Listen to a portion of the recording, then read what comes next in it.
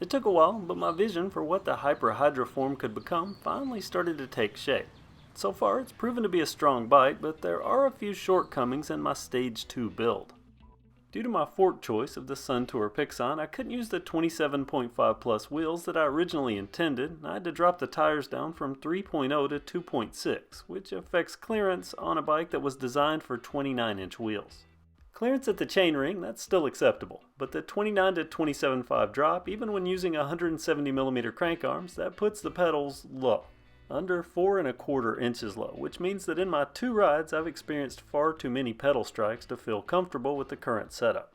As a point of reference, I decided to measure some of my other bikes, like the Carbon X. Sitting up on its 27.5s instead of the factory 26, its chainring is still around 11 inches of clearance. The setup I chose for this bike uses 175mm crank arms, and that puts the pedals at around 6.5 inches from the ground. How about my Cannondale Trigger 3? Also 11-ish at the chainring, and also about 6.5 at the pedals. What if I look at a 26er, like my Cannondale Lefty? Now this is a 3x, so it's going to sit a bit lower because of the large chainring, but still over 10 inches up. And the pedals are slightly above 6.5 inches from the ground. I'm starting to see a theme here. Even when I look at a bone stock Schwinn aluminum comp, review coming soon by the way, I see ground clearance at the pedal that's over an inch above what my Hyper Hydroform Stage 2 build currently sits at. So being down as low as 4.25, that's proving to be a no-go, at least for having fun on the trail with Project Hydro. Meaning I need to re-evaluate my wheel choice. Actually, I'm going to go back to 29. I expect Stage 3 with 29-inch wheels to be a true winner. But even if the ground clearance is sorted out, there's still one thing a lot of people have been asking about, and that's why I didn't equip this bike with a dropper post. Well, there are multiple reasons, the first of which is cost. For Stage 2, I had a budget goal in mind, and I didn't want to exceed that, including the cost of a dropper that would have pushed me well above where I wanted to be. And second, I'm just not all that into using dropper posts because I've spent so much time riding without one, and I'm still awkward using them. You should see me use the dropper on my Trigger 3. It would be funny if it weren't so shameful. And third and most telling is that as nice and adaptable as I think the Hyper Hydroform is for a $199 bike, when they chose the seat post size, Hyper didn't go with 30.9.